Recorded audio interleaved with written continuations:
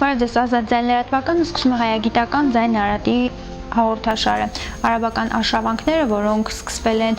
6-րդ դարից եւ տևել մինչեւ 8-րդ դարը, ծանր շրջան էր հայ ժողովրդի համար, քանզի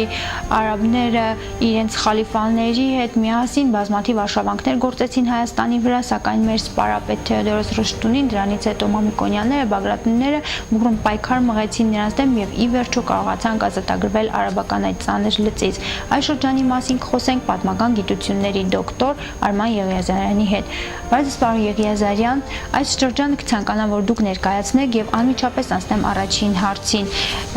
Արաբական խալիֆայությունը երբ սկսեց իր գործունեությունը, իսլամը որպես կրոն ինչ ազդեցություն ունեցավ դրա վրա, երբ սկսեցին առաջին աշխատանքները դեպի Հայաստան եւ Թեոդորոս Ռշտունին որպես մեծ սպարապետ ազդեցիկ մարդ ինչ դեր ունեցավ այդ աշխատանքների վրա։ Սկզբնապես արաբների հայրենիքը համընկնում էր արաբական թերակղզուն, որոշակի արաբները դուրս էին եկել նաև այդ սահմաններից, 5 դարերից սկսած հայտնվում էր նաև Մերձավոր Արևելքի տարբեր հատվածներում, սակայն մեզ հետաքրքրող ժամանակաշրջանում, երբ որ պետք է միավորվեն միասնական խալիֆայության սահմաններում,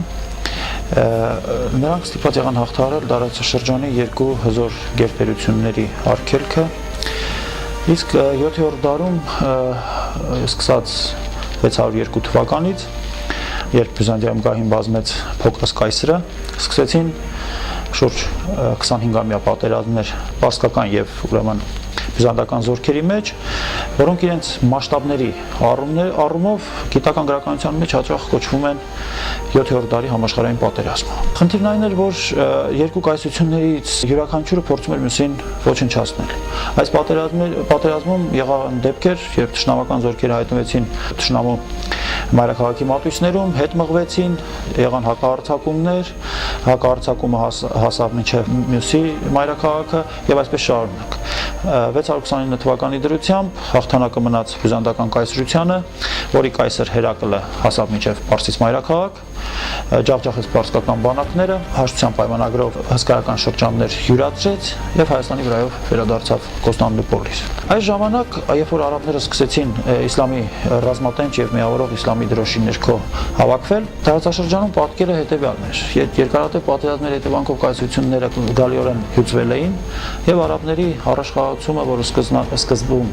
այնքան էլ հզոր թափով չէր տեղի ունենում, նրանք կասեցնել չկարողացան։ Սկզբում 636 թվականին արաբները կարողացան ջախջախել բյուզանդական բանակները Յարմուկ գետի, որը Հորդանան գետի վտակն է, ափին,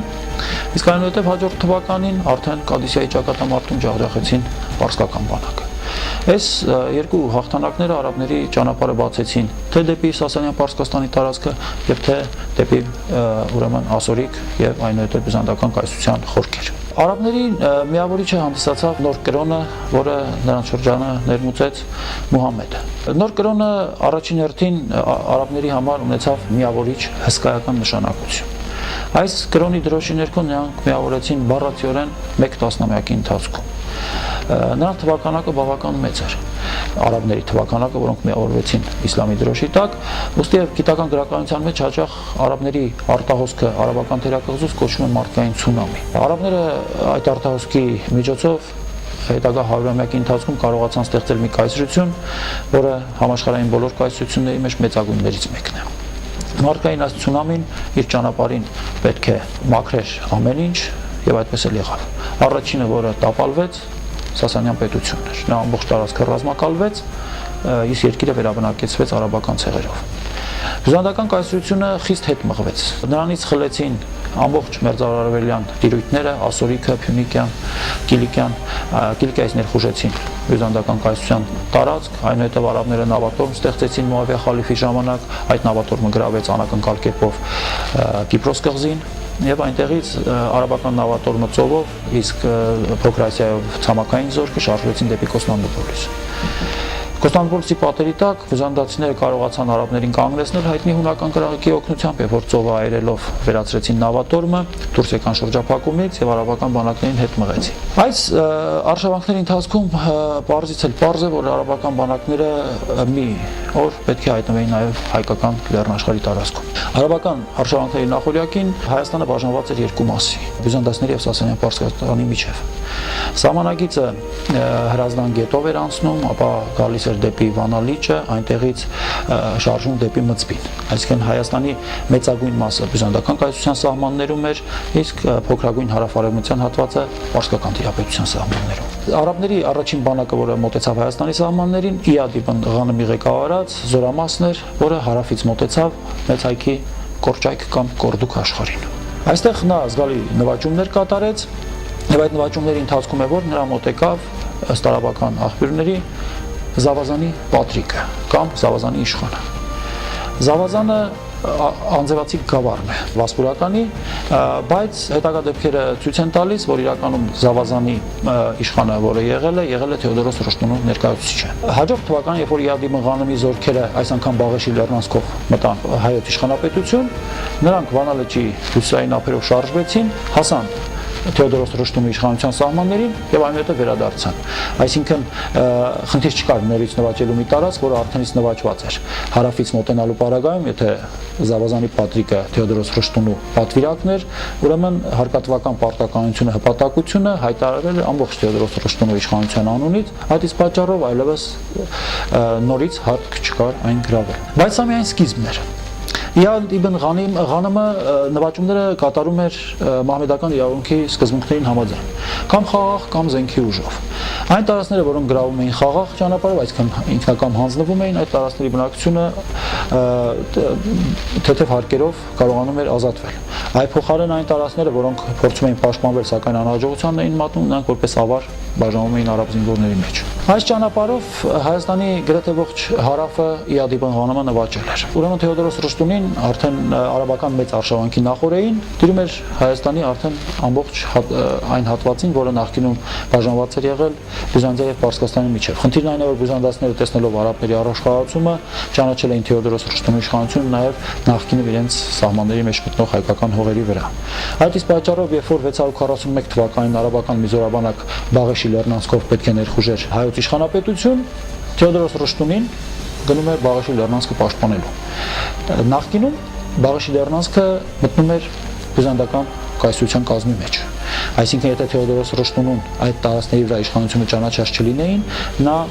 այլ պետության կազմի մեջ մտնող այլոց պատկանող լեռնանցքը պաշտպանելու համար չշարժվի դեպի հարավ։ Բոլոր դեպքերում այդ փաստը ցույց է տալիս, որ նա իշխանությունը ճանաչված էր ողջ Հայաստանի վրա։ Թեոդորոս Ռոշտունին ուշացավ։ Նա հասավ Տարոնի դաշտային պահին, երբ որ այնտեղ էին ներխուժել նաև արդեն արաբները։ Արաբները ըստ երևույթին խուսափեցին Թեոդորոս Ռոշտունու զորքերի հետ բախումից։ Փոխարենը Արքունի ճանապարհով, որը գրեթե ուղիղ գծով Բաղեշի լեռնանցքը կապում էր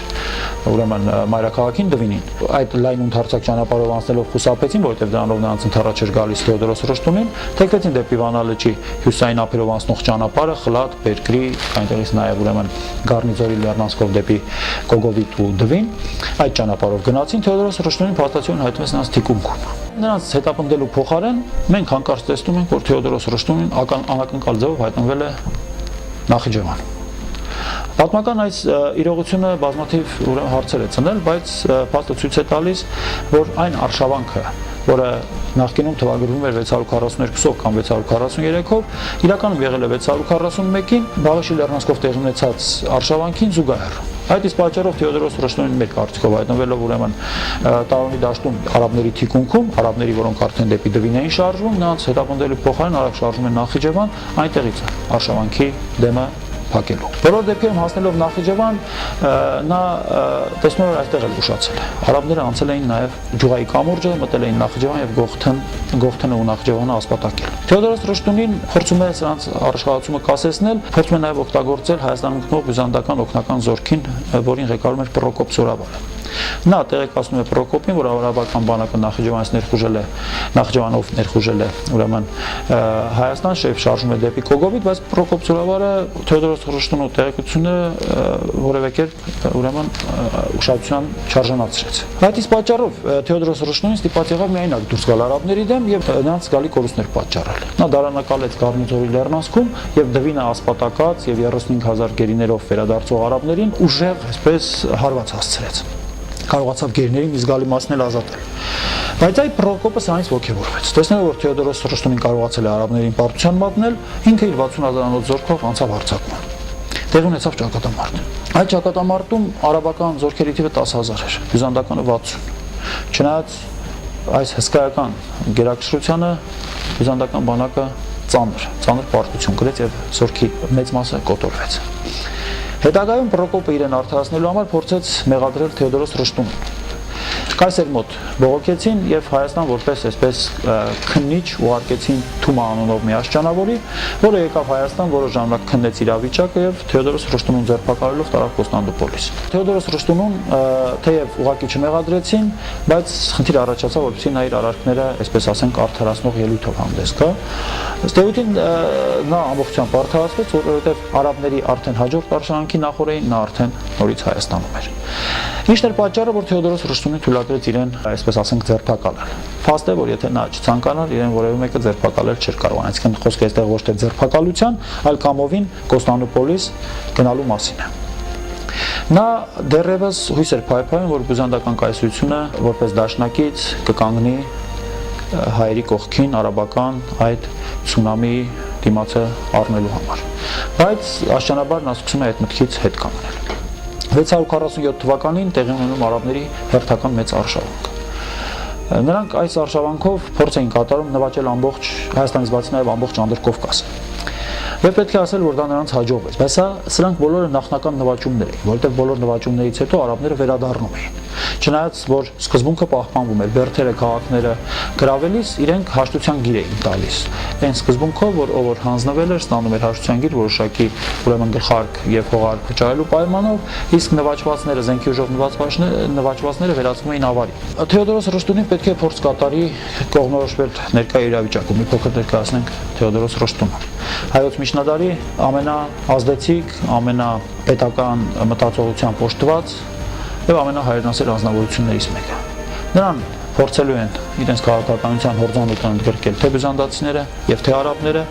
սակայն երկուսն էլ դա չի հաջողվելու, որովհետեւ Թեոդորոս Ռուշտունին շարժվում էր միմիայն հայ ժողովրդի շահերին համահունչ ձևով։ Թեոդորոս Ռուշտունու համար արդեն պարզ էր, որ արաբները գերիշխանության են հասնում տարածաշրջանում, բյուզանդյան ծայրահեղ ծանր վիճակում է, ըստ այդմ պետք էր արաբների հետ հաշտության եզրեր գտնել։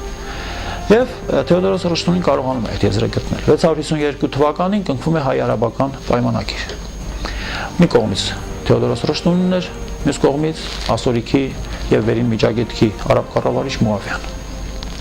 Պայմանագրում Մուավյան պարտավորում էր, որ Հայաստան զորք չի մտցնի, հայոց բերդերում կայազորներ չի նշանակի, եթե հայերի վրա այլոք հարձակվեն կգա օգնության, բայց հայոց հեծելազորը պետք է պատրաստ պահվեր անհրաժեշտության դեպքում արաբներին օգնության գնալու համար, ըստ որում Մուավյային օգնության գնալու համար։ Խոսքը հայոց 15000-անոց հեծելազորի մասին էր։ Հայոց հեծելազորը հնուց ի վեր հռչակված էր իր արագությամբ, ուժով, այդպիսի մի զորախումբ իրենց կազմում ունենալը բոլոր ժամանակների գերտերությունները համարել էին խիստ նպատակահարմար։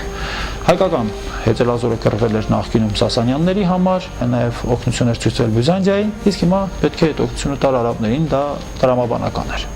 Նույնիսկ արաբները պայմանավորվել էին պայմանագրով հայ-արաբական, որ ուրեմն հեծելազորը պետք է հայ իշխանները պահեին իրենց արաբներին տրվելիք հարկի մի մասի հաշվին։ Հարկը ինքնիրենով սիմվոլիկ գումար, այսինքն այն ինչ որ պատմիչների միջոցով մեզ հասել է, խոսքը 500 դահեկանի մասին է։ Տարբեր մեկնաբանություններ կան այս գումարի չափի վերաբերյալ, հայ-արաբական պայմանագրում ուղղակի մի կետ կար։ Ասում է 3 տարի հարկ չենք վերցնի ձեզանից։ Դրանից հետո կտակ ինչքան դուք կկամենաք։ Կամ խոսքը այդ 500 դահեկանից դուրս գումարի մասին է, կամ ուղղակի հենց այդ 500-ն է, ինչ որ հայերը կամեցել էին տալ։ Բոլոր դեպքերում պայմանագրում այդ գումարի մասին նշում կար։ Պարոն Եղիազարյան, կցանկանամ, որ դուք անդրադառնաք նաև հայ-բյուզանդական հարաբերություններին։ Թեոդորոս Ռշտունին պայմանագիրը երբ որ կնքեց, պարզ դարձավ, որ հայկական, ուրեմն քաղաքական միտքը պայմանագրային հարաբերություններ ստեղծել տարածաշրջանում գերիշխանության հասած տերության հետ, արաբական խալիֆայության։ Սա Բյուզանդիային պարզ է, որ չպետք է դուր գար, որի հետևանքով 652 թվականի աշնանը Կոստաս Կայսրը 100,000-անոց բանակի գլուխն անցած ներխուժեց Հայաստան։ Թեոդորոս Ռշտունին նահանջեց, քանի որ ձմեռ էր, օգնության հասնել չէին կարող եւ այլն, Թեոդորոս Ռշտունին պետք էր անցնել հարավ, սպասել մինչև ձմեռը կանցնի եւ օգնության կան արաբները։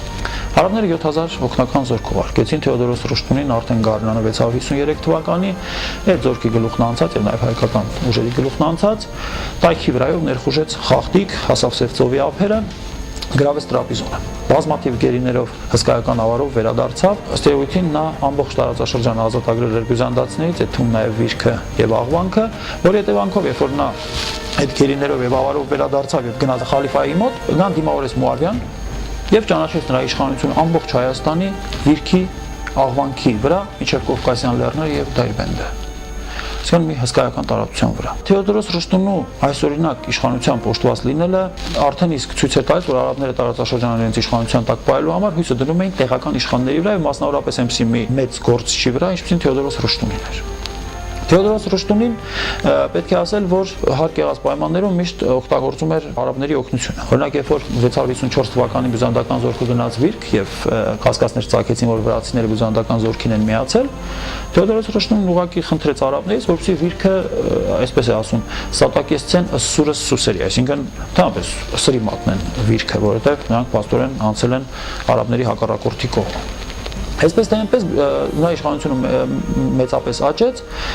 որի հետևանքով ուրեմն բյուզանդական զորքերը, որոնք ուրեմն Կոստաս Կայսեր հեռանալուց հետո դեռ Վիրքում շարունակում էին մնալ, դրանք 654 թվականի ձմեռը անցան հարձակման։ Ձմռան պայմաններում կռվելու անսովոր արաբները նահանջեցին։ Մինչև Նախիջևան նահանջեցին, իսկ ուրեմն բյուզանդացիները հետևներից շարժվեցին մինչև Նախիջևան, Նախիջևանի մոտ հակառակված ստացան, վերադարձան Դվին։ Մավիանոց զորավարը գրավեց Դվին։ 655 թվականը մեզ համար բավական դժբախտ տարի էր։ Դեռևս 654 թվականին Թեոդորոս Ռշտունին ծանր հիվանդացել էր։ Դա նշանակում էր, որ հիվանդացել էր մեկը, ում իրապետության տակ միավորված են Հայաստանը եւ այսօր Կովկասյան երկրները։ Իսկ դա իր հերթին նշանակում էր, որ արաբները պետք է փորձեին արդեն սեփական ուժով այս տարածքներում պահել իրենց գերիշխանությունը։ Եվ բյուզանդական զորավար Մավրիանոսի դեմ պայքարելու պատրվակով, որը գտնվում էր Վիրքում, դեռևս 654 թվականի մի տեղեկության համաձայն Հաբիբ իբն Մասլամա զորավարի գլխավորությամբ արաբները ռազմակալեցին ամբողջ Հայաստանը, ասում է ծայրից ծայր։ Հիմա այսպես թե այնպես թե նվաճումը ինչպիսին էր եղել, նրանց հարկ եղավ 655 թվականին կրկնել արշավանքը։ Հաբիբ իբն Մասլաման եւ Սալման իբն Ռաբիա զորավարները երկու ուղղություններով ներխուժեցին Հայաստան եւ Անդրկովկասյան այսօր Կովկասյան երկրներ։ Ըստ որում հստակ գծված էին այն սահմանները, որ զորավարներից յուրաքանչյուրը պետք է գրավեր։ Հաբիբ իբն Մասլամային տրված էր գրավելու Հայաստանը եւ Վիրքը, իսկ Սալման իբն Ռաբիային Հայաստանի հարավային շրջանները եւ Աղվանքը։ 655 թվականին այս զորքերը մտան Հայաստան երկու կողմերից եւ սկսեցին իրենց նվաճումները ճիշտ նույն նախնական սկզբունքով ավարի կամ կամովին հանձնվելու եւ պայմանագիր կնքելու տարբերակներով։ Հաբիբ իբն Մասլաման գրավումները սկսեց Կարինից, Էրզրումից ներկայիս, հասավ մինչև Սյունիք Նախիջևան, այնտեղից բարձրացավ դեպի Վիրք, գրավեց նաեւ Վիրքը, Դվինում ջախջախեց Մավրիանոսին։ Իսկ այս Սալման իբն Ռաբիայի ճակատագիրը փոքր վատ դասավորվեց։ Սա հայոց արևելից կողմերի Ուտիքի եւ Արցախի քաղաքները, գյուղերը եւ բերդերը գրավեց, այդտեղից անցավ Աղվանք, Աղվանքից անցավ ուրեմն խազարների վրա ներխուժեց։ Ինքը հասավ Դերբենդ, ըստ էության անհրաժեշտություն առաջացավ Դերբենդն անցնել, իսկ Դերբենդից ենքում խազարական թուրքական թագավորություններ։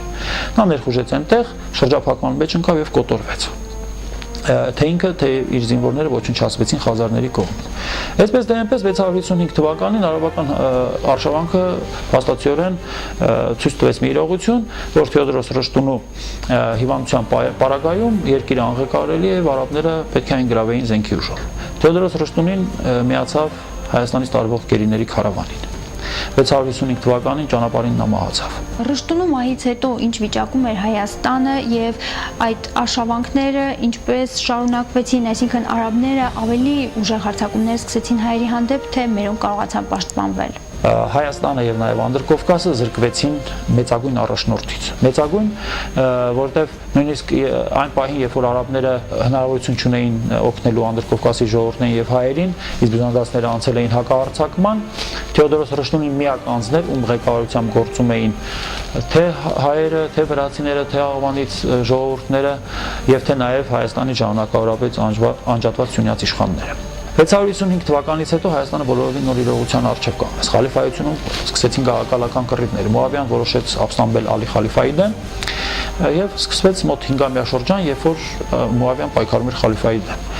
Նա զորքերը արշավանքներ չէին կատարում, առնվազն մեր տարածաշրջանում, ուստի եւ բյուզանդացիները ակտիվացան։ Նոր իշխանը, որը կոչվում էր հայոց իշխան, Համազասպ Մամիկոնյանը, սկսյալ 656 թվականից իշխում էր Հայաստանում եւ լավ հասկանալով իրավիճակը, քաղաքական կողմնորոշումը փոխեց։ Նա հարաբերություններ հաստատեց բյուզանդական արքունիքի հետ, որի արդյունքում նրանցից ստացավ Քյուրոպաղատի բարձր աշճանը եւ նաեւ արծաթե թագ։ Հաստատիորեն Հայաստանը վերադարձավ, այսպես ասենք, գերման դրությունը։ Բայց պարզ էր, որ իր հզորության գագաթնակետին գտնվող խալիֆայությունը ամեն ինչ հենց այնպես չի թողնի եւ սպասվում էին նոր արշավանքներ։ Համազասպ Մամիկոնյանը մահացավ 662 թվականին։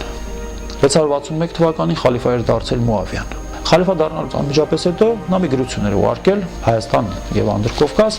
որ եթե չենթարկվեք ինձ եւ հարկ չվճարեք, բոլորիդ կոչնչացնեմ սրով։ Հայերը որոշեցին ընդունել նրա պահանջը եւ որպես պատանդ ուղևորեցին երկու իշխանի, որոնցից մեկը հետագա հայոց իշխան Գրիգոր Մամիկոնյանն էր։ Ցանկանամ նաև ներկայացնեք Գրիգոր Մամիկոնյանի կառավարման շրջանը, այդ շրջանում Հայաստանը ինչ իրավիճակում էր, ներքին սոցիալ-տնտեսական, քաղաքական իրավիճակը ինչպիսին էր։ Հայոց իշխանի գահին նա բազմեց 662 թվականին։ Այդ թվականից հաշվարկում է 30 տարի հայոց դրած եւ աղվանից հարկատվության, միասնական հարկատվության։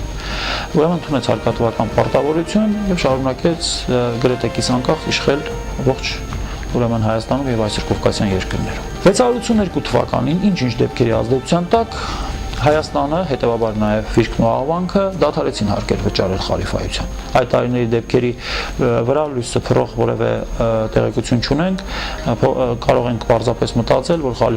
խալիֆայությունում հերթական խժդժություններն էին եւ փաստացիորեն հայերը հնարավորություն ունեին հարկեր տալուց խուսափել։ 3 տարի 682 թվականից հաշված Հայաստանը եւ այսօր Կովկասյան երկրները հարկեր չէին վճարում։ Եվ դա ստիպեց, որպեսզի արաբները 685 թվականից սկսած ակտիվացնեն իրենց գործունեությունը։ Բայց, ինչպես ասում են, շաբաթն ավելի շուտ եկավ, քան ուրբաթ։ Անակնկալ կերպով Անդրկովկաս ներխուժեցին խազարական զորքերը։ Խազարական թագավորությունը գտնվում էր Հյուսիսային Կովկասում եւ նրանք, երբ որ ժամանակին հաղթել էին Սալման Իբն Ռաբիային, բավական այսպես վստահացել էին իրենց ուժերի վրա։ Նրանք ներխուժեցին այսօր Կովկաս, գրավեցին Վիրքը եւ Աղվանքը եւ ներխուժեցին Հայաստան։ Հայաստանի տարածքում նրանց դեմ փորձեց ինքնապաշտպանություն կազմակերպել Գրիգոր Մամիկոնյան իշխանը, հավաքեց աղվանից եւ վրաց մազապուրտ զորքերը հայկական զորքերի հետ միասին եւ ճակատամարտ տվեց։ Ճակատամարտը պարտություն չէր մեզ համար, քանի որ դրանից հետո խազարները հեռացան, սակայն մյուս կողմից նրանք կարողացան իրենց հետ տանել մեծ թվով գերիների Հայաստանից։ Բոլոր դեպքերում ճակատամարտի միջոցով սեփական կյանքի գնով Գրիգոր Մամիկոնյանը կարողացավ կասեցնել խազարների առաջխաղացումը։ Այդ արշավանքը զգալիորեն հյուծեց Հայաստանը Վիրքը եւ Աղվանքը։ Ուստի երբ որ հետագա տարիներին անընդհատ Հայաստանն են ներխուժում բյուզանդացիները, օգտվելով արաբների արժանանակ անգործությունից, տեսնում ենք, որ նրանց դեմ ինքնապաշտպանությունը կազմակերպում է տարերայինորեն եւ որպես կանոն հաջողություն չի ունենում։ Նման արշավանքներ եղան 686-ին, 687-ին, 688-ին եւ 689-ին։ Վերջին ճակատամարտում 689 թվականին սպանվեց հայոց իշխան Աշոտ Բագրատունին։ Նրա փոխարեն հայոց իշխան դարձավ Ներսեղ Կամսարականը։ Սկսում են ակտիվանալ նաեւ արաբները եւ հայերի մոտ դարձյալ կանգնում է ընտրություն դեպի որ կողմը պետք է նայել, ում հետ պետք է դաշնակցել, ում հետ պետք է հարաբերությունների մեջ մտնել եւ ում հետ հարաբերությունները դադարեցնել։ Դարձյալ նույն ընտրությունը եւ Թեոդորոս Ռոստոնի օրինակով նոր հայոց իշխան Սմբատ Բագրատունին ընտրում է արաբական ուղղությունը։ 653 թվականին բյուզանդական աղբյուրները հաղորդում են, որ Սմբատը Հայաստանը հանձնեց արաբներին։ 693 թվականին Հայաստանի եւ այսօր Կովկասյան երկրների կուսակալը նշանակվեց Մուհամեդ իբն Մրվանը։ Միզորաբար, որին վիճակված էր նվաճելու այդ երկրները եւ ձևավորելու արաբական մի մեծ բարձրատարածքային միավոր, որը պետք է Հայաստանի անունից կոչվեր Արմենիա եւ իր մեջ ընտրկեր հուն հայկական հողերից բացի Վիրքը, Աղվանքը, Եգերքը, Աբխազիան մի պահ, Հյուսիսային Կովկասի արևելյան շրջանները, բայց կոչվել Արմենիա։ Դե Արմենիայի հիշողությունը դեռ պետք է երկար դարեր պահպանվի, նույնիսկ այն ժամանակ, երբ ռուսական առաջին զինվորները մտնում էին Դերբենդ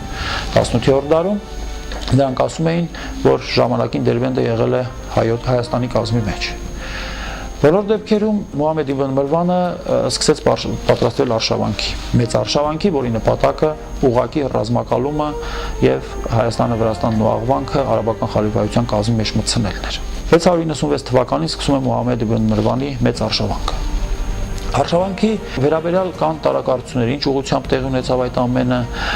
ինչպես եղավ, ինչպես նվաճվեցին երկրները եւ որպես կանոն ասում են, որ հարավից մտավ Հայաստան, Ջերմաձոր, գրավեց Սևանակղզին եւ այսպես Հայաստանում էլ մի ապստամբություն էր սկսվել, այդ ապստամբությունը ճնշեց եւ երկիրը փաստացիորեն գրավեց։ Իրականում, երբ որ մանրամասնորեն շատ այսպես խորությամբ ուսումնասիրում ես տեղեկությունները, բարձում է բոլորովին հակառակ պատկերը։ Արաբները ներխուժում են Հայաստան, ճանապարհի մասին չխոսենք, կարծում եմ, որ դա դարձյալ ծորապահակներ կամ Բաղեշի լեռնանցքը, ներխուժում են Հայաստան, գրավում Դվինը, Դվինում մեծ թվով կայազոր թողում, ըստ աղբյուրների մոտ 70,000 եւ իրենք ներխուժում են արշավում են դեպի Դերբենդ։ Թիկունքում հայերը ապստամբում են։ Բյուզանդական աղբյուրներից մեկը վկայում է, որ նույն ժամանակ, նույն թվականին Հայաստանն է ներխուժել նաև բյուզանդական զորքեր։ Հայկական աղբյուրում ասված է, որ հայերը բյուզանդացիների օգնությամբ կոտորեցին Դվինի արաբ կայազորին։ Ըստ երևույթին խոսքը Հայաստան ներխուժած բյուզանդական զորքի մասին է, որը հաստատորեն երևի եկել է հայերին օգնությամբ եւ միասին նրանք կարողացել են դեպի Դերբենդ արշաված արաբական զորքի թողած կայազորը ոչնչացնել։ Հիմա Մուհամմադը Դերբենդում լսում է այդ լուրը, որ Դվինում արաբական կայազորը ոչնչացված է եւ վերադառնում է։ Ապստամբները Դվինում ճակատամարտ չեն տալիս, այլ նահանջում են դեպի Սևան։ Սևանակղզում ամրանում են։ Սևանակղզին պաշտպանում է 3 տարի։ Այդ ժամանակների վերաբերյալ են հայտնի այն պատմությունները, որ լիճը կարողացան բաց թողնել, ջուրը դատարկվեց, կղզին վերածվեց թերակղզու, զորքերը ներխուժեցին եւ այլն։ Բոլոր դեպքերում 3 տարի կղզին պաշտպանվեց, կղզին թողնելով պաշտպանված եւ հետապնդելով մնացյալ ապստամբներին արաբական զորքերը գնացին հասան մինչեւ Մոքքի Ջերմաձոր գավառը։ 699 թվականին արաբական զորքերին հաջողվեց գրավել Սևանակղզին, կոտորել պաշտպաններին, իսկ արդեն 700 թվականին գրավել Ջերմաձորը եւ ոչնչացնել տեղի ապստամբներին։ 700 թվականին նվաճվեց Հայաստանը վերջնականապես։ Պարոն Եղիազարյան, ի վերջո 700 թվականին արաբները գրավեցին Հայաստանը եւ ինչպիսին էր Հայաստանի վիճակը, արաբները ինչ քաղաքականություն են վարում հայկական լեռնաշխարհում։ Թիկունքում արդեն նվաճված էին թե Վիրքը եւ թե Աղվանքը։ Վիրքը 697 թվականի դրությամբ, Աղվանքը մի փոքր ավելի ուշ, արդեն 698 թվականի դրությամբ։ Բոլոր դեպքերում 700 թվականը կարող ենք համարել արաբական տիրապետության սկիզբ։ Ձևավորվեց Արմենիա անունը գրող վարչական միավոր։ Սրա մեջ մտնում էին Հայաստանի հողերի մեծ մասը, Վիրքը, Աղվանքը, սկզբում Աբխազիան, մինչև Կովկասյան լեռներն ընկած տարածքները եւ Դերբենդը։ Հետագա տարիներին արաբները արշավանքներ չէին իրականացնում, այլ ավելի զբաղված էին Արմենիայի տարածքում սեփական վարչատնտեսական համակարգը հաստատելով։ Առաջին գործերից մեկը, որոնք նրանք արեցին, երկրում եղած հարստությունների շարժական եւ անշարժ ցուցակագրումներ, որովհետեւ կարողանան ավելի արդյունավետ դարձնել հարկահավաքության գործը։ Միևնույն ժամանակ արդեն իրենց իշխանության սկզբում նրանք սկսեցին իրականացնել մի ծրագիր, որը Հայաստանում հանգեցրեց նոր ապստամբության 702 թվականին։ Հայ իշխաններին սկսեցին զրկել իրենց ժառանգական իրավունքներից։ Պատճառը թերևս պարզ էր, արաբները գրավելով այդ տարածքը եւ իրենց քաղաքականության կենտրոնում ունենալով նաեւ սեփական ցեղերի, արաբական ցեղերի վերաբնակեցման ուրեմն նպատակը, խնդիր ունեին նաեւ համապատասխան տարածքներ ձեռք բերել զինվորների համար եւ այլն։ Այդ պարագայում գլխավոր հողատերերից հողը խլելը դառնում էր տրամաբանական։ Հայ իշխանները ապստամբեցին եւ ապստամբելով նրանք կարողացան հաղթել արաբական զորքին եւ հեռանալ բյուզանդական կայսրություն։ Բյուզանդական կայսրությունում նրանք մնացին բավական երկար։ Այդ շրջանում արաբական ուրեմն զորքերը կարողացան Հայաստանում կազմակերպել մնացած իշխանների եւ նախարարների հաշվեհարդարը։ Նրանց բոլորին հավաքեցին Նախճավանի եւ Խրամի եկեղեցիներում, լցրեցին եկեղեցիները եւ բոլորին այրեցին։ Այս դժբախտ իրադարձությունից հետո բյուզանդական զորքը իր կազմում ունենալով նաեւ Հայաստանից հեռացած հայ իշխանների զորաճակատները ներխուժեց Հայաստան։ Տեղ ունեցած ճակատամարտում բյուզանդական բանակը պարտություն կրեց եւ նահանջեց։ Կարելի է կարծել, որ այդ ժամանակ հայ իշխանների մեջ հասունացավ վերջնականապես բյուզանդական կայսրության կազմում հաստատվելու գաղափարը։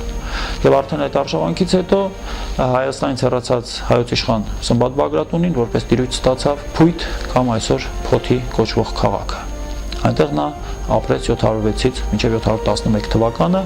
երբ արաբական նոր խալիֆան հնարավորություն ընձեռեց հայ իշխաններին վերադառնալ եւ վերահաստատեց նրանց ժառանգական իրավունքը սեփական տիրույթների վրա։ Արդեն 730-ական թվականներին արաբները Հայաստանի վրայով զորքեր էին անցկացնում դեպի հյուսիս։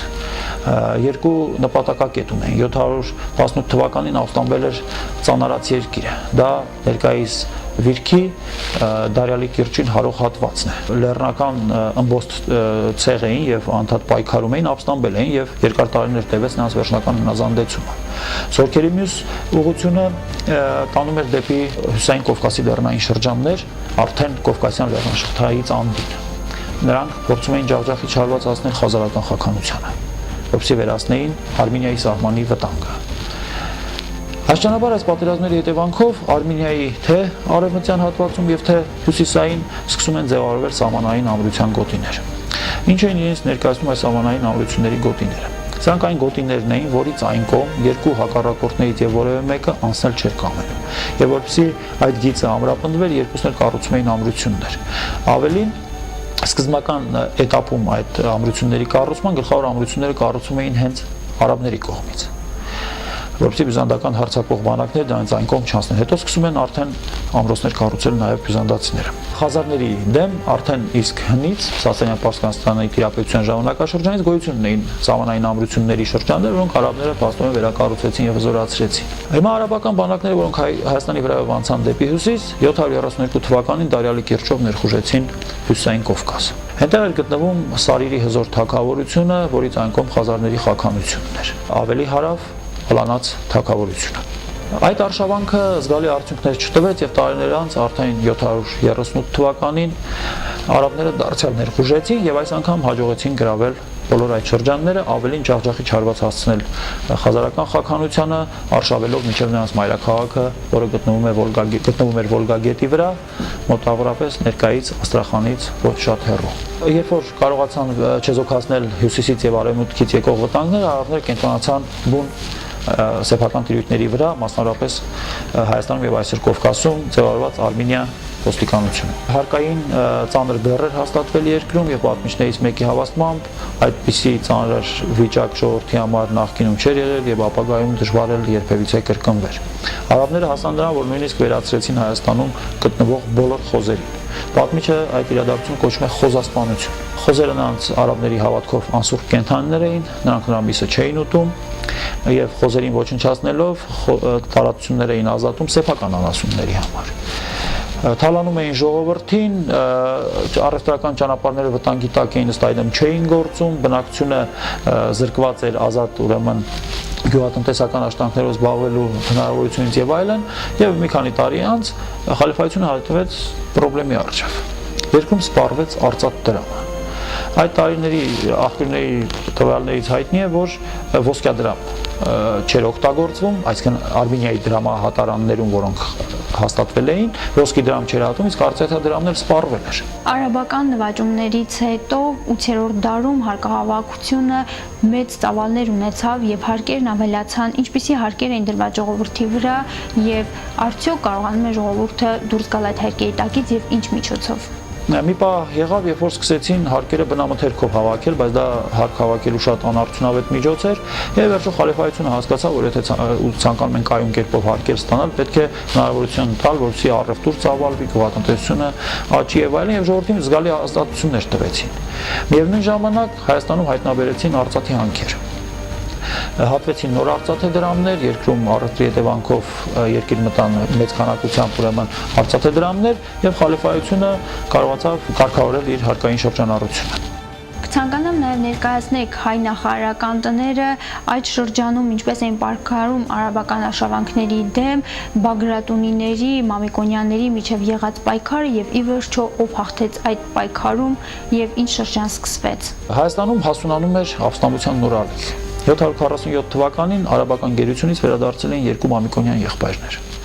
Դավիթը եւ Գրիգորը։ Ժամանակաշրջանը խիստ բնորոշիչ է հայոց պատմության համար, բնորոշիչ տվյալ ժամանակի համար եւ կանխորոշիչ ապագայի համար։ Խնդիրն այն է, որ դարեր շարունակ Հայաստանում գերիշխող դիրք ունեցող իշխանական տոհմերից մեկը Մամիկոնյանները արաբական տիրապետության շրջանում փաստացիորեն զրկվել էին իշխանությունից։ Բացառությամբ իրենց տիրույթների նրանք այլ որևէ, այսպես ասենք, պաշտոն չէին վարում, իսկ այդ ժամանակվա գլխավոր պաշտոնը, որ հայոց մեջ կար, դա հայոց իշխանի պաշտոնն էր։ Հավանված Մամիկոնյանից հետո Մամիկոնյանները այդ պաշտոնը չէին վարել։ Եվ քանի որ այդ պաշտոնը չէին վարել, իրենք խնդիր ունեին նաև սեփական հեղինակություն եւ դերը դարձյալ բարձրացնելու։ Այդ ճանապարհին նրանք սկսում են բախվել գրեթե մենաշնորհ այդ պաշտոնը իրենց մենաշնորհը դարձած Բագրատունիների հետ։ Այսինքն ստեղծում են նաև ներազգային ճակատը։ Երկու եղբայրները վերադառնալով արաբական գերությունից կարողանում են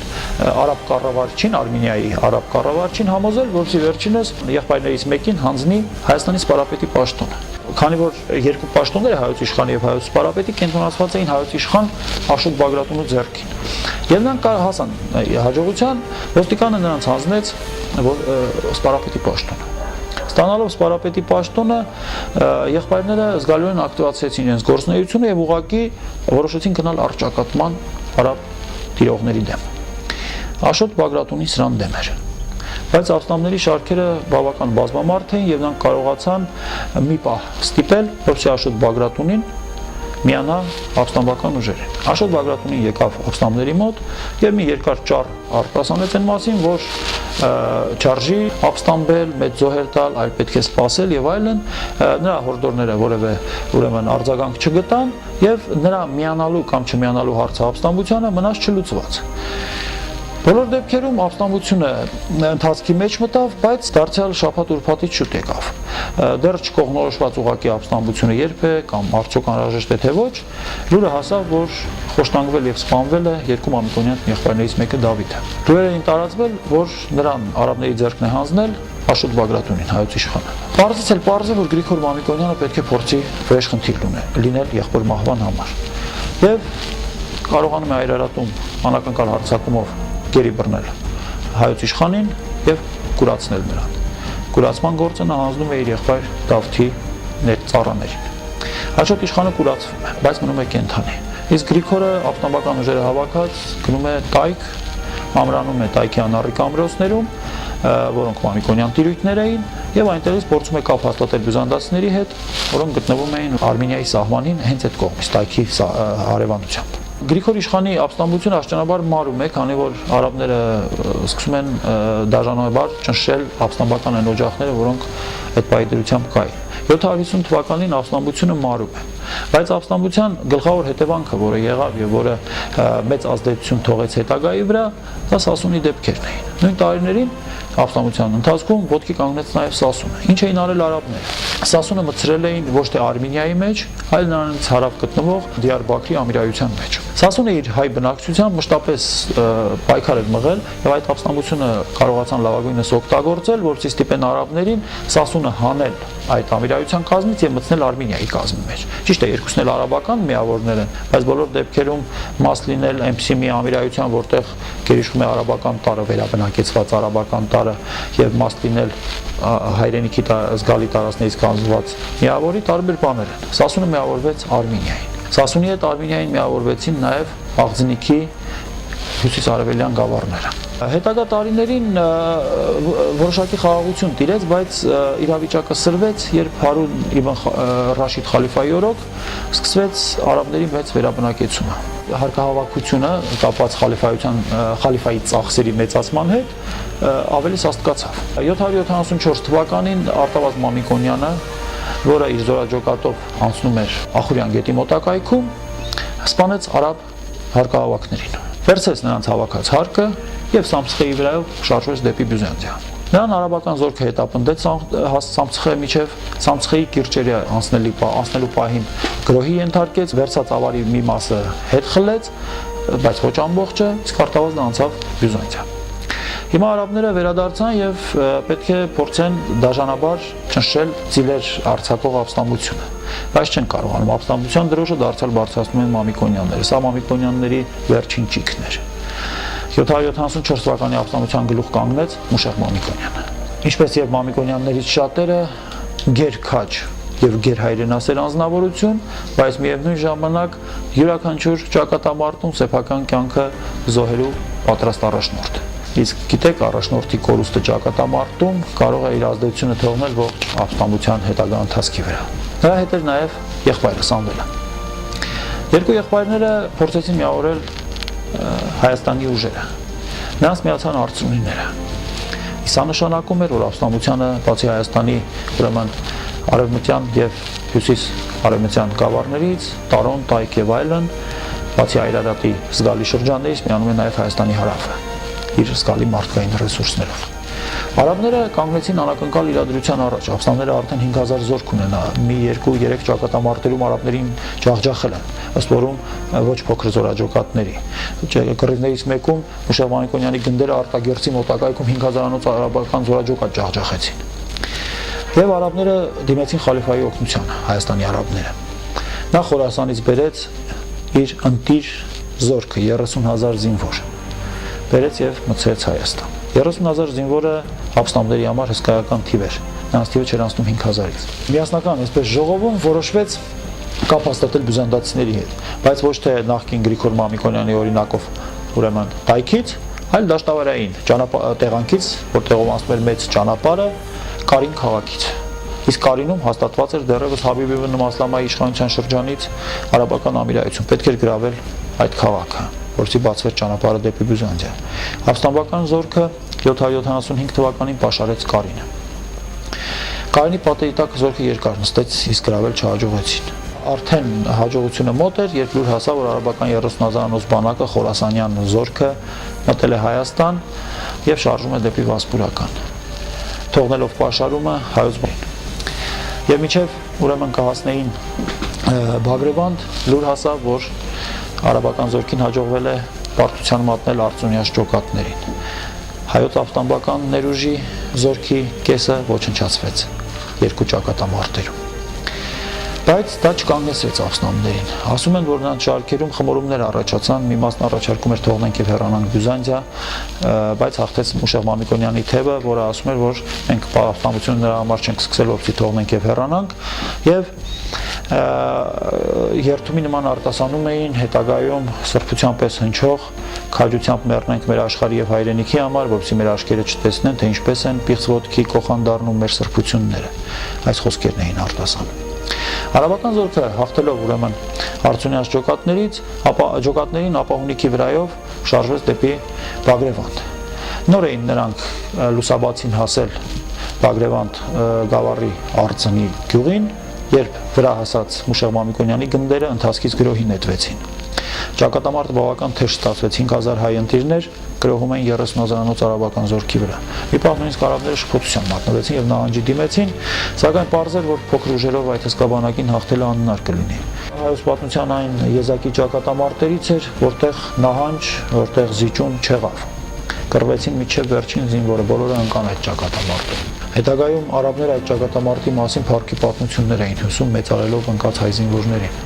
Նույնիսկ նրանց աշկին հրեշտակներ էին երևացել, որոնք պտտվում էին հայերի մեջ եւ հայերին ուժու կորով հաղորդում։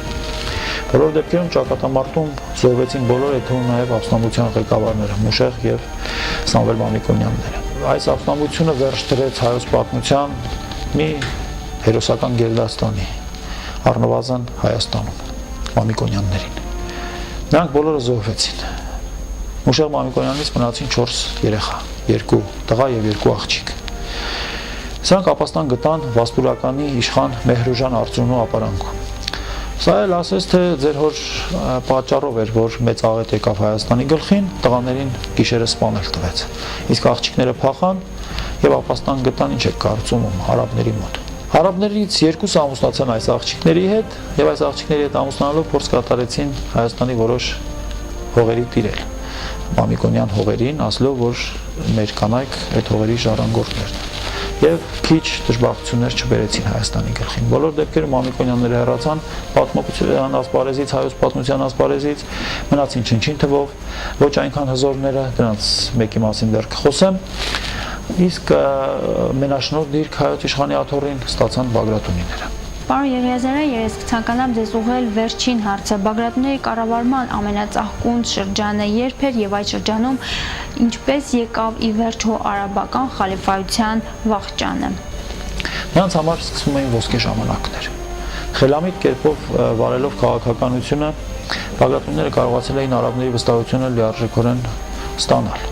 Բացի այդ վստահությունից նրանք ստացել էին նաեւ գրեթե ուրեմն միանձնյա հայոց իշխանի պաշտոնը։ Մամիկոնյանների վերացումից հետո նրանք ձեռնարկեցին մի հսկայածավալ միջոցառում, այն է ամեն գնով եւ ամբողջ միջոցներով տիրանալ Մամիկոնյան հողերին, որոնց համար պայքարի մեջ էին մտել նաեւ Մամիկոնյան օրիորդների հետ ամուսնացած արաբներ։ Գալիս էր մի մարդու ժամանակաշրջան հայոց իշխանի աթոռին, որի անունը, այսպես ասենք, ոսկե տառերով է գրված հայոց պատմության մեջ, եւ ինչպես մեծն Նիկողայոս Ադոնսն է ասում, հենց նա էր, որ լուսավոր ժամանակաշրջանի սկիզբ բերեց հայոց պատմության մեջ, Աշոտ Բագրատունին մսակեր մականունով։ Սա մայրը Մամիկոնյան էր, հայրը Բագրատունի։ Եվ նա օգտվելով իր ժառանգական իրավունքներից, կարճ ժամանակում իր եղբոր օգնությամբ կարողացավ տիրել Մամիկոնյան ողջ ժառանգությանը։ Տարոնին, Տայքին, Բագրևանդին, մնացած գավառներին, իսկ Բագրևանդի մնացյալ հատվածին կտիրի արդեն Աշոտը հետագա հայոց թագավորը, Աշոտ Մսակերի թոռը։ Բոլոր դեպքերում Աշոտ Մսակերի օրոք Բագրատունիների տիրույթները այնքան ընդարձակվեցին, որ իրենց մեջ ներառում էին Հայաստանի գրեթե կեսը։ Եվ Հայաստանի այդ գրեթե կեսը տիրապետողները այս անգամ սկսեցին գնել կամ այլև այլ միջոցներով իրենց ձեռքը վերցնել կամսարականների տիրույթները, Արշանունիքն ու Շիրակը, Հայաստանի կենտրոնը։ Եվ հասավ մի պահ Աշոտ Մսակերի իշխանության վերջում, երբ նրա տիրապետության մեջ էր մտնում հայոց ողջ միջնաշխարհը, Այրարատը։ Դրանից բացի Տարոնը, Տայքը, Մոքքը, Հարավում։ Այս բոլորը միասին կազմում էին հսկայական մարդկային եւ տարածքային ռեսուրսներ եւ հնարավորություն էին տալիս Բագրատունիներին ձեռնարկելու մի մեծ գործ, որը իր արդյունքները պետք է տա արդեն 887 թվականին, երբ հնարավորություն կընձեռնի վերականգնել հայոց թագավորությունը։ Արդեն Աշոտ Մսակերից հետո Բագրատունյանց ռեսուրսները այնքան էին մեծացել եւ նրանց դերը այնքան էր աճել, որ խալիֆայությունը ճիշտ գտավ նրան իշխանի պաշտոնից ավելի բարձրացնել եւ նշանակել Արմենիայի իշխանած իշխան։ Փաստացիորեն նա հավասարվեց Արմենիայի արաբ կառավարիչին, որից հետո արաբ կառավարիչը սկսեց դառնալ ավելորդ, իսկ շուտով արդեն ընդհանրապես դուրս մղվեց։ Բագրատ Բագրատունի հայոց միջնադարի մեծագույն քաղաքական գործիչներից մեկը, մարդ, որը կարողացավ մասնակցել արաբական ամենահեռավոր արշավանքներին եւ այդ արշավանքներից քաղել հնարավոր քաղաքական արդյունքներ։ Մասնավորապես 838 թվականին նա մասնակցեց արաբական մեծ արշավանքին դեպի Անկյուրա, այսօրվա Անկարա եւ Ամորի։ Արաբները հսկայական ավալ եւ գերիներ վերցրեցին, դրանց մի զգալի մասը բաժին հանեցին հենց Բագրատ-Բագրատունին։ Բացի այդ, նա իշխանությունը հիմնավորապես հաստատեցին Հայաստանում եւ Անդրկովկասյան երկրներում։ Այս ամենաֆզորացած Բագրատը վերադարձավ Հայաստան։ Նա այլևս ոստիկանի հեղինակությունը չէր ճանաչում։ Նույնիսկ ասում են, որ ոստիկանները, որոնք միմյանց փոխարինում էին, Բագրատը նրանց ոչ մի բանի տեղ չէր դրում եւ նույնիսկ չէր ընդունում։ Այս ամենի պատճառով սկսում են նրա վերաբերյալ ամենատարբեր լուրեր հասնել, թե նա ուզում է անկախանալ, մեր գերիշխանությունից ազատվել եւ այլն։ Խալիֆան մի պաշտոնյա է ուղարկում Հայաստան Աբուսեթ անունով, որը պետք է գար եւ տեղում քններ իրավիճակը։ Աբուսեթը գալիս է եւ սահմանին հանդիպում մեծ զորաճոկատի գլխավորությամբ իրեն ընդառաջ դուրս եկած Բագրատ Բագրատունին։ Բագրատ Բագրատունին մեծ նվերներ է տալիս եւ առաջարկում այդ նվերները վերցրած վերադառնալ։ Աբուսեթը վերադառնում է։ Խալիֆան հասկանում է, որ Բագրատը այսպես խորամանկ է վարվել եւ որոշում է զորքով արդեն այս անգամ արդեն Ամիդի վրայով, Դիարբեքիրի վրայով Հայաստան ուղարկել Յուսուֆին։ Յուսուֆը զորքով գալիս եւ Տարոնի դաշտում նստում է։ Նրա մոտ է գալիս Բագրատը, խաբեությամբ գերվում եւ ուղարկվում խալիֆայի մոտ։ Սա կատաղության է հասցնում նրա ուրեմն Տարոնի եւ Սասունի հպատակներին, Սասունցիներին եւ Տարոնեցիներին։ Սրանք հարձակվում են Տարոնի ուրեմն եկեղեցում շրջափակում Յուսուֆին, նրա զորքերին ջարդում Յուսուֆը թաքնվում է ուրեմն եկեղեցու գմբեթում, նրան իջեցնում են, սպանում, վրեժը լուծում եւ Հայաստանը սկսում է ուրեմն ապստամբության ալիքներ արձակել։ Բարձր խալիֆայությունը, որը դեպի իր մայրամուտներ ընթանում, առնվազն սահմանների իմաստով, պետք է փորձեր մի վճռական ճիգով այդ ապստամբությունները ճնշել։ 852 թվականին Բուղա թուրք ազգությամբ թուրք Բուղա զորավարի գլխավորությամբ մի հսկայական բանակ է գալիս Արմենիա։ Այս բանակին վիճակված էր Հայաստանի վրայով ծայրից ծայր անցնել, գնալ հասնել Վիրք, Աղվանք, ապստամբությունների օջախները ամենուր, ուրեմն ամենայն դաժանությամբ ճնշել, իշխաններին գերեվարել եւ այլն, բայց այս ամենի մեջ մենք տեսնում ենք մի շատ հետաքրքիր եւ կարեւոր իրողություն։ Բագրատունիները դարձյալ վարվում են չափազանց խելամտորեն։ Հայոց պարապետ Սմբատը ամենուր ուղեկցում է Բուղային, որտեղ հնարավոր է լինում փրկում է հայերին, որտեղ հնարավոր է լինում նրանց ցավերը ամոքում է, որտեղ հնարավոր է լինում իր հպատակներին մղում է, որպեսզի պայքարեն Բուղայի դեմ, բայց մշտապես լինում է Բուղայի հետ։ Այդ 3 տարիներին, որ Բուղան ասպատակում էր Հայաստանը եւ այսօր Կովկասյան երկրները, Սմբատը ամենուր նրան ուղեկցեց։ Վերջում գերիների հետ Բուղան խալիֆայի մոտ ուղարկեց նաեւ Սմբատ սպարապետին, որը այլևս չվերադարձավ։ Բայց Սմբատը կարողացել էր կատարել գլխավորը։ Արաբական արշավանքների ձեռց էին մնացել Բագրատունյան տիրույթները։ Փոխարենը Հայաստանի մյուս խոշոր իշխանական տների տիրույթները, արծունիների, սյունիների եւ այլն խիստ ավերվել էին։ Այսինքն Բագրատունիները բացի այն, որ տիրապետում էին հսկայական մարդկային եւ նյութական ռեսուրսների, հիմա նաեւ տիրապետում էին այն միակ հողերին, որոնք մնացել էին չքանդված ու չավերված ի տարբերություն մնացյալների։ Եվ սա Բագրատունիների ոչ միայն դերը, այլ նաեւ իրենց իսկ Բագրատունիների նկարտումները խիստ բարձրացնում էր։ Սմբատ սպարապետի որդին Աշոտը դառնում է հայոց սպարապետ 855 թվականից։ 857 թվականից նա արդեն հայոց իշխան էր։ Սպարապետի պաշտոնը եղբորն էր, Աբասին էր տրված, ինքը արդեն հայոց իշխան 857-ից, 862-ից խալիֆայությունը նրան ճանաչում է իշխանած իշխան։ Այսինքն